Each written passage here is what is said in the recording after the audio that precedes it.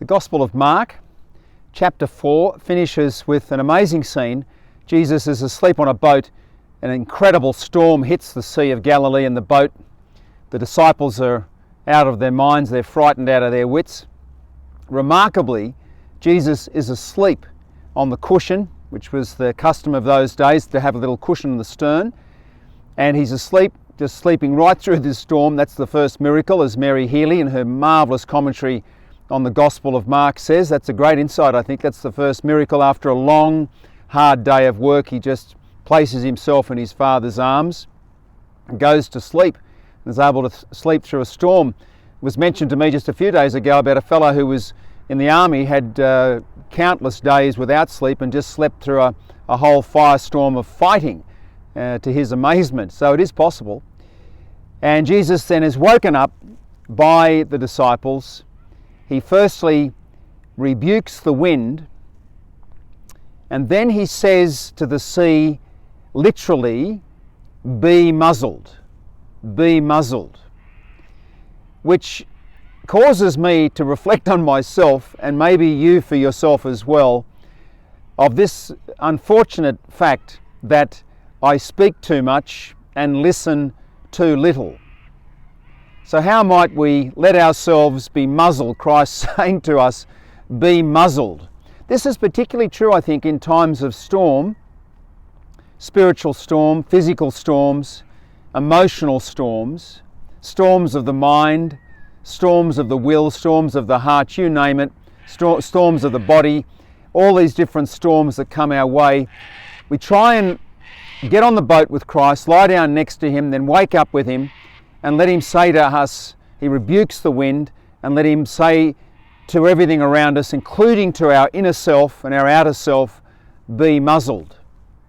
Now, one way to try and move into this type of spiritual practice of letting Christ take more control during the storms that we have in life is to go through the 4 cardinal virtues and the 3 theological virtues. So, the Greeks had the 4 cardinal virtues, from the cardo, Latin meaning a hinge.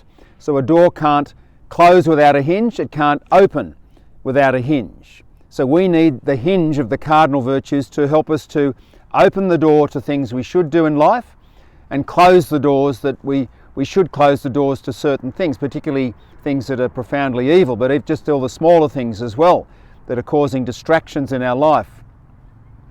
There are 4 cardinal virtues: prudence, temperance, justice and fortitude. Prudence is this whole idea, particularly in critical moments, of being able to listen to different people so that we make the right decision. So that'd be a good idea. Prudence, temperance. Perhaps we should try and turn down the volume of our speech and the intensity with which we speak to other people and about certain issues. Prudence, temperance, justice. Justice is that magnificent virtue. What do we owe each other? What do I owe you as a priest? What do you owe me in your relationship with me? What is a husband and wife and their children, etc.? All the multiple layers of relationships we have. Let's become more conscious of justice with each other, of our relationships, of the mutuality of life. That'll certainly help us to listen more and talk perhaps a little bit less. Prudence, temperance, justice and fortitude. Just to ask for the grace to be able to speak the truth when we should speak the truth. St. Gregory the Great says we don't have to always speak the truth. There are times when we shouldn't. It should be withheld for different reasons, different circumstances, so we shouldn't be indiscreet. But there are other times when, particularly in modern life now, where there's a lot of untruth being sort of pandered around the place, and we need to gently, clearly, distinctly, intelligently, with wisdom, with the gift of tongues, speak the truth with love.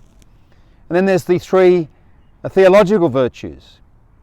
Faith. Can we speak in a way that enlightens people, bringing them out of their ignorance, bringing them out of their darkness, bringing ourselves out of our own darkness? And of course the first step there is to let Christ speak to us in prayer. And then hope.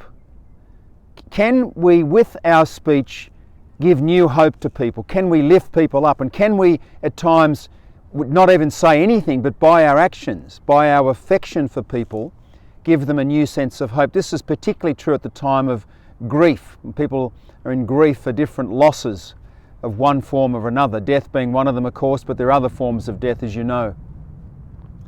And then finally, to be able to speak with love, to be able to reverence people in such a way that we speak in a way that's going to help them.